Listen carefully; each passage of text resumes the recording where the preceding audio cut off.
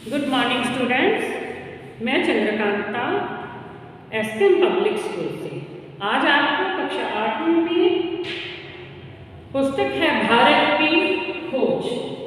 लेखक कौन है? पंडित जवाहरलाल नेहरू जी। तो भारत की खोज पुस्तक का पाठ नंबर 6 अंतिम दौर 1। अब अंतिम दौर 1 में इस पाठ में बहुत से भाग दिए गए हैं। तो इसका पहला जो पाठ है वो है भारत में एक अन्य देश का शासन। तो इस पाठ के बारे में मैं आज आपको समझाऊंगी।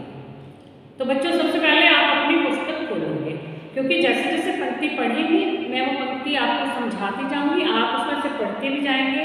इससे जो है आपका पढ़ने का फ्लो भी बना रहेगा, आप उसको रीड कर पाओगे अच्छी तरह से। ठीक है, तो हम शुरू करते हैं। भारत में एक अन्य देश का शासन। वो भारत में जिसने शासन किया था, कौन सा देश था वो?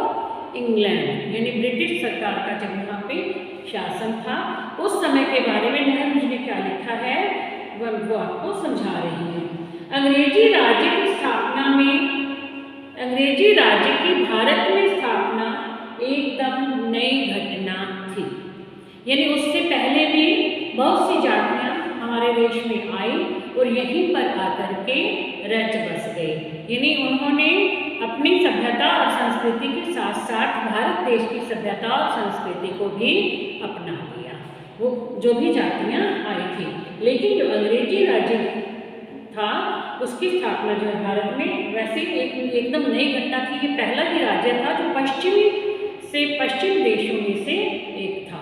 उससे पहले जितने भी मतलब जो भी आए थे लोग वो पश्चिम की ओर से नहीं आए थे। इसकी तुलना किसी भी राजनीतिक अथवा आर्थिक परिवर्तन से नहीं की जा सकती थी।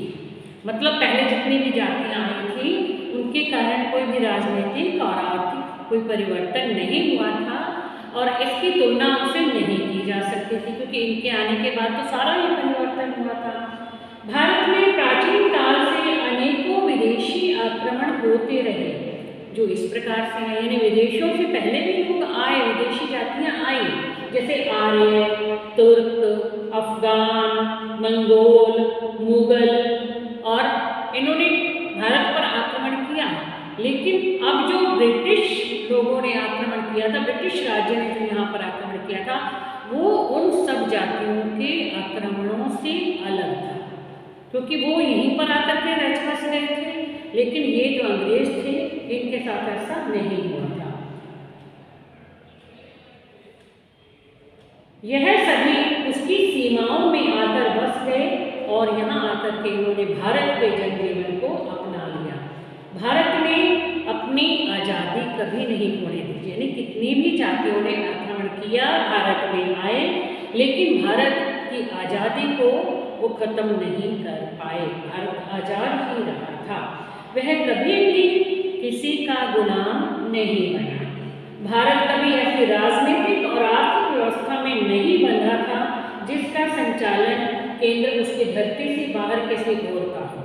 यानी इससे पहले ये जो जितनी भी जातियां आई थी उनके आने के बाद भारत ने कभी भी अपनी आज़ादी को नहीं खोया और कभी वो ऐसा देश में जो भी संचालन होता था वो देश के लोग ही करते थे। ऐसा कभी नहीं हुआ था कि कोई बाहर के लोग आकर के हमारे देश को चलाए, ऐसा कभी नहीं हुआ था। उसने किसी ऐसे शासक वर्ग की अधीनता स्वीकार नहीं की जो अपने मूल और चरित्र दोनों रूपों में विदेशी हो। मतलब जितनी भी जातियां आई थी वो अपने मूल रूप में भारतीय ही थी और यहीं पर आकर के यहीं का जनजीवन उन्होंने अपना लिया था। लेकिन जब अंग्रेज आए उन्होंने यहाँ का जनजीवन नहीं अपनाया और वो मूल और चरित्र दोनों रूपों में विदेशी ही थे। अंग्रेज भारत में व्यापार करने के बहाने से आए थे और यहाँ आकर के बस गए और धीरे धीरे उन्होंने भारत पर कब्जा कर लिया। मतलब पहले वो आए थे यहाँ पर व्यापार करने के लिए, तो कुछ कंपनियों के साथ उन्होंने व्यापार शुरू किया और व्यापार शुरू करने के बाद धीरे धीरे वो उनका पास जैसे ज़्यादा आर्थिक व्यवस्था उनकी अच्छी थी तो वो पूरा पैसा लगाते गए और व्यापार करते करते वो कंपनियां उन्होंने जैसे खरीद ली, खरीदते खरीदते धीरे धीरे वो भारत में ही आकर के बस गए और हमारे पूरे देश पर कब्जा कर लिया। सारे विश्व में नए पूंजी पूंजीवाद का जो बाजार तैयार हो रहा था उससे हर हाल में भारत का आर्थिक ढांचा प्रभावित हुआ। पूंजीवाद का जो बाजार तैयार मतलब जो भारत वो ब्रिटिश लोग थे ना, ब्रिटिश, वो क्या करते थे, यहाँ पर आकर के पहले अपना पैसा लगाते थे और व्यापार करते थे, और इस प्रकार से उन्होंने धीरे धीरे करके यहीं पर अपना सारा बाजार तैयार कर दिया, अपना पैसा लगाया, पूरी कंपनियां जो खरीद ली, और जिससे भारत का आर्थिक ढांचा प्रभावित होगा। भारत जो है अर्थव्यवस्था की दृष्टि से कमजोर हो गया। विश्व बाजार में होने वाले उतार चढ़ावों का भारत के बाजार पर सीधा प्रभाव पड़ता है। अब अंग्रेजों ने जब यहाँ पर आकर के कब्जा कर लिया और अपने ही सारे व्यापार शुरू कर दिए तो भारत जो है वो पिछड़ गया। अब भारत में ऐसी व्यवस्था स्थापित हो चुकी थी जिसका संचालन बाहर से होता था और जो उस पर थोप दी गई थी। अब बाहर से संचालन होता था मतलब कि अंग्रेज जो थे वो इसका हमारी सारी जो व्यवस्था है इसका संचालन कहाँ होता था? इंग्लैंड में बैठे लोग जो है पूरा अपना व्यापार चला रहे थे, वो देख रहे थे।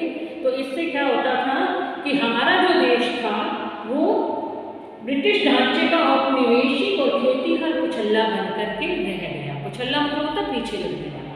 अब क्या था कि सारा पैसा वो लगाते थे जिससे हमारे जो लोग थे यानी कि जो किसान थे या जो व्यापारी थे वो उन पर आश्रित हो गए थे कि वो पैसा लगाएंगे तब काम होता था। अब खुद का जो है वो पैसा उनके पास इतना नहीं कमा पाते थे, नहीं कर पाते थे कि वो खुद अपना पैसा लगा कर अपना काम कर सके।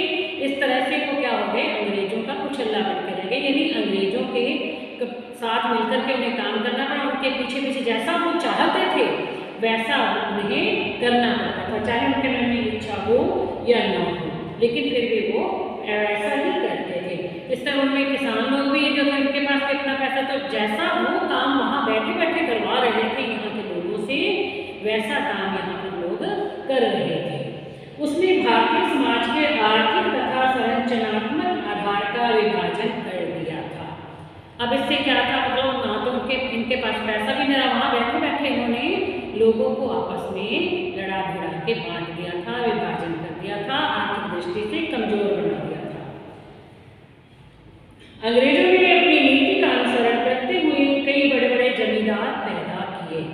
अब देखो इनकी नीति थी फूट डालो और राज करो, इस नीति को अपनाते थे। क्या नीति अपनाई हुई थी इन्होंने? फूट डालो और राज करो, यानी आपस में ही लोगों को लड़ा भिड़ा दिया। हमारे देश के लोगों को आपस में लड़ा भिड़ा देते थे, फूट डाल देते थे उनमें, तो आपस में ही हम मिलकर के नहीं रहेंगे तो दूसरा व्यक्ति तो लाभ उठाएगा ही उठाएगा। तो इसलिए क्या होता था, इन्होंने भी यही नीति अपनाई हुई थी। इसी नीति का अनुसरण करते हुए उन्होंने बड़े जमींदार पैदा किए। बड़े बड़े जमींदार यानी अब वहाँ पर बैठे बैठे जो ये सारा काम कर रहे थे, इन्होंने अपना व्यापार तो इतना ज़्यादा बढ़ा लिया था, तो वहाँ से इतने लोगों को कैसे लाएंगे इस काम को करने के लिए। तब इन्होंने क्या किया, यहीं पे बड़े बड़े जमींदार पैदा कर दिए, यानी उन लोगों को अपनी तरफ कर लिया।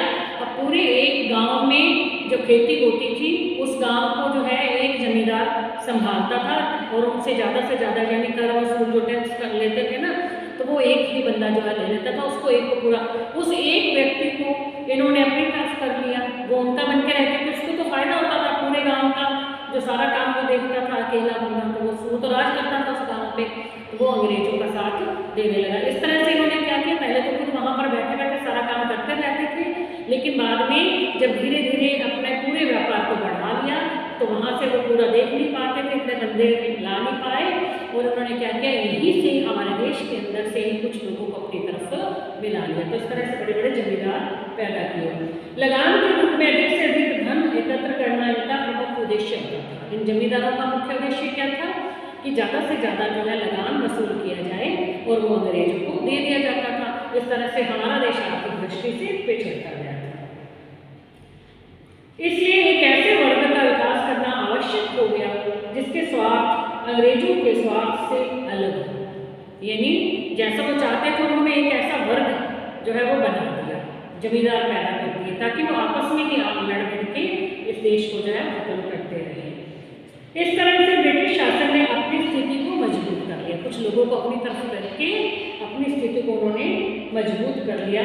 इस व्यवस्था में जमींदार, राजा, सरकार के विभिन्न महकमों के पटवारी, गांव के मुखिया से लेकर ऊपर तक कर्मचारियों की बहुत बड़ी संख्या थी। अब ऐसे जो लोग काम करते थे ना, जो अंग्रेजों के लिए काम कर रहे थे अपने देश में बैठ करके, उनमें कौन कौन थे?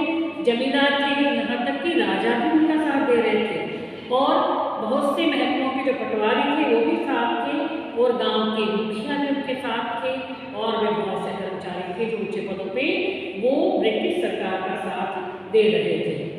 सरकार के दो बहुत खास में विभाग थे, एक था मालगुजारी का और दूसरा था पुलिस का। ठीक है, और इन दोनों के अलावा प्रत्येक जिले में कलेक्टर या जिला मजिस्ट्रेट होता था जो शासन की धुरी था, जो पूरी तरह से इस शासन को संभालता था। इस तरह भारत को साम्राज्यवादी उद्देश्यों के लिए बिना कुछ भुगतान किए ही अड्डे की तरह इस्तेमाल तो किया ही गया, साथ ही उसे इंग्लैंड में ब्रिटिश सेना के प्रशिक्षण का भी खर्च देना पड़ा। अब ब्रिटिश मतलब यहाँ पर राज करने के लिए ब्रिटिश लोगों को प्रशिक्षण दिया जाता था, जो सेना तैयार की जाती थी। इसके लिए भी अब वो खर्चा क्या करें, खर्चा खुद नहीं उठाते थे, वो इन लोगों से कह देते थे जो यहाँ पे जमींदार पटवारी और जो बनाए गए थे उनसे कह करके लगान के रूप में पैसा इकट्ठा कर लेते थे। मतलब हमें जो है अपनी सेना को प्रशिक्षित करना है, जितना भी खर्चा जो भी खर्चा होता था तो वो नए नए जो है कर लगा देते थे और वो लोगों से लेना शुरू कर देते थे और अपना सारा काम जो है ऐसे कर लेते थे। इस राशि को कैपिटेशन चार्ज कहा जाता था, जो लिया जाता था ना, जो कर लिया जाता था प्रशिक्षण के लिए, सेना को प्रशिक्षित करने के लिए, उसे कहते थे कैपिटेशन चार्ज। 19वीं शताब्दी के दौरान भारत में ब्रिटिश राज के इतिहास से किसी भी भारतीय को निश्चित रूप से मायूसी तो होगी ही और क्रोध भी आएगा। यानी जब ऐसा कुछ होगा भारतीय देखेंगे, अब चाहे उनके तो वो जो भारतीय लोग थे उन्हें ब्रिटिश सरकार पे तो नाराजगी होगी, उन्हें गुस्सा आएगा ही आएगा, साथ ही साथ अपने देश के उन लोगों पर भी जो कि ब्रिटिश सरकार के साथ मिले हुए हैं तो उन पे जो है वो गुस्सा आएगा। तब भी कई क्षेत्रों में अंग्रेजों की प्रमुखता का, यहाँ तक कि हमारी छूट और कमजोरियों से फायदा उठाने की योजना का पता चलता है। तब जो है वो लोग समझने लगे थे ब्रिटिश सरकार के कारनामों के बारे में कि वो आए तो यहाँ पर व्यापार करने के लिए थे, इन्होंने हमें ही आपस में हमारे अंदर की फूट डाल करके हाँ देश पे राज करना शुरू कर दिया है। तो धीरे धीरे लोगों के दिमाग में ये बात समझ में आने लगी थी और इसके बाद फिर क्या किया, उन्होंने इसका विरोध भी किया। तो बच्चों आज का ये भारत में एक अन्य देश का शासन, ये भाग एक जो हमने समझा है। इसके बाद दूसरा है भारत में ब्रिटिश शासन के अंतर विरोध। तो वो बच्चों हम इससे अगली वीडियो में मैं आपको समझाऊंगी। आज के लिए इतना ही। Thank you.